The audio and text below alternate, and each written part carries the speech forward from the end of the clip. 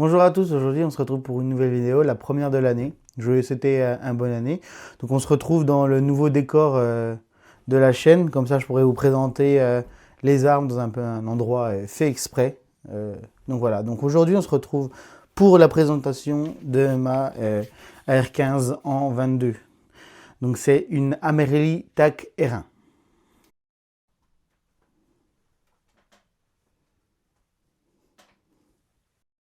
Donc cette Amerli TAC R1 donc, est calibrée en 22 long rifle. Donc elle ressemble beaucoup à un AR-15, hein, donc vraiment les mêmes boutons. Donc on va retrouver les goupilles pour le démontage, le bouton de chargeur ici, le sélecteur ici, bien sûr le levier de chargement qui est là. Donc vraiment l'ergonomie.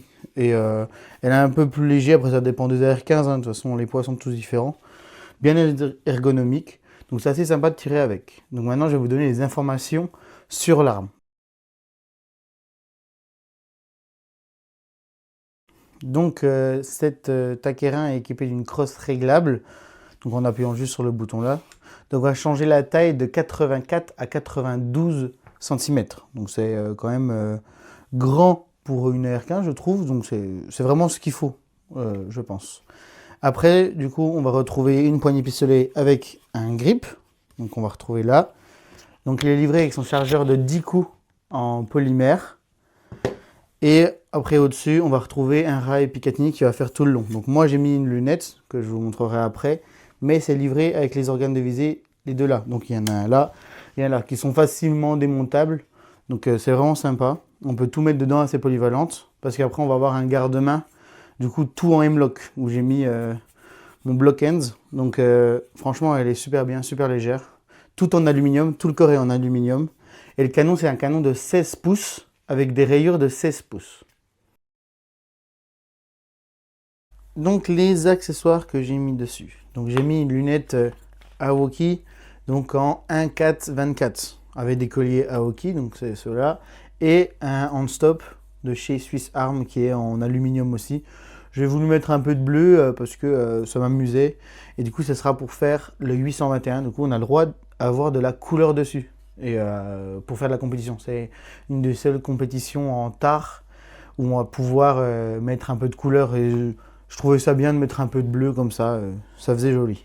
Donc je voulais vous dire les points forts et les points faibles donc de cette arme. Donc on va commencer par les points faibles. Le seul que je trouve c'est le démontage. Donc le démontage de la culasse c'est un peu compliqué parce qu'en fait c'est un canon qui est rentré dedans, donc il faut vraiment tout sortir. Après c'est quand même avec les deux petits titis qui sont là, donc facilement entretenable par contre. Donc en point fort, donc ça va être un peu sa légèreté quand même, elle fait que 2,750 kg, donc vraiment assez léger. Et donc assez bien pour faire le 821, donc moi ça sera cette pratique que je vais faire donc au tard. Donc elle est bien ergonomique, elle est légère, la modification de cette arme est quand même assez facile grâce au M-LOK, au Picatinny. On peut mettre un silencieux ou le frein de bouche comme il est déjà. Donc je la trouve vraiment bien. Donc maintenant on va aller au stand de tir faire des essais. Donc on se retrouve au stand pour faire un test de précision. Donc j'ai mis un trépied. Donc on va tirer sur une C50 du coup à 50 mètres. Et je vais vous montrer la précision qu'elle a.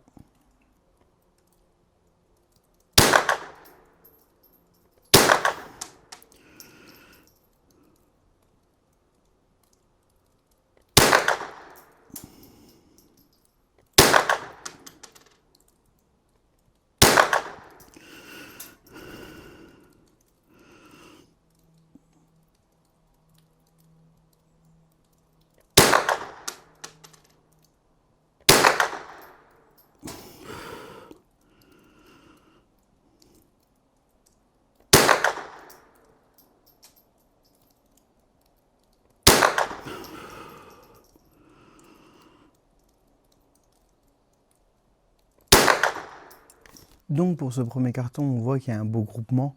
Je suis un peu haut, alors je vais faire des clics donc vers la droite et en bas. Du coup, on voit un beau groupement ici quand même.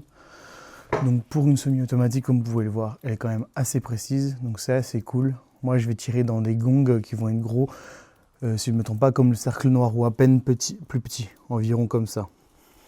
Du coup, ça va, je vais réussir à les faire tomber. Donc elle est quand même assez précise. Maintenant, on va reprendre le même carton et on va essayer de descendre un peu.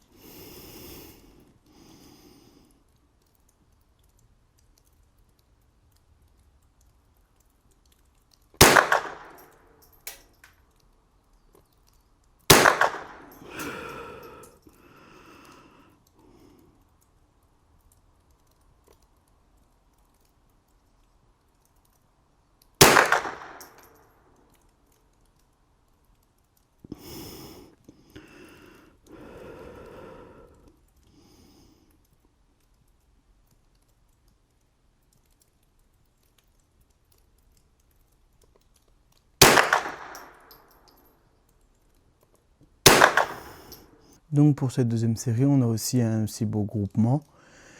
Et du coup, ça a un peu descendu comme j'ai fait les clics. Donc je vais en faire encore un peu pour me décaler là et descendre encore un peu. Donc parce que je suis là. Donc c'est quand même assez bien précis comme vous pouvez le voir.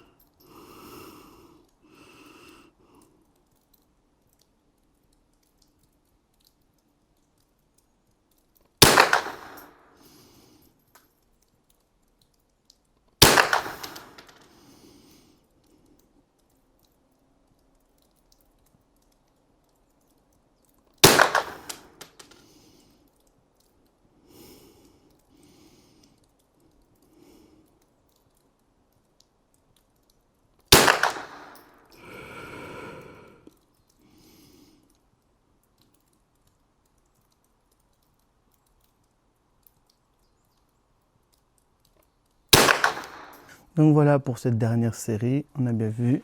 J'ai réglé avec ma lunette, on est tout dans le 10. J'ai une petite tendance ici, mais ça doit être aussi parce que je bouge. Mais du coup, j'ai quand même fait du clic vers la droite là. Donc voilà, mais on a quand même mis tout dans le 10. Je suis assez content, elle est bien précise. Donc ça était à 50 mètres avec une lunette en x4. Donc c'est top. J'ai hâte de faire les gongs avec vous. Donc ça sera pour une prochaine vidéo, comme ça je vous expliquerai bien toute la discipline du 821. Donc merci d'avoir regardé cette vidéo, abonnez-vous, mettez des petits commentaires si vous avez des questions. Et la prochaine vidéo sera sur le démontage de la Taquerin. Comme ça vous aurez bien une vidéo explicative.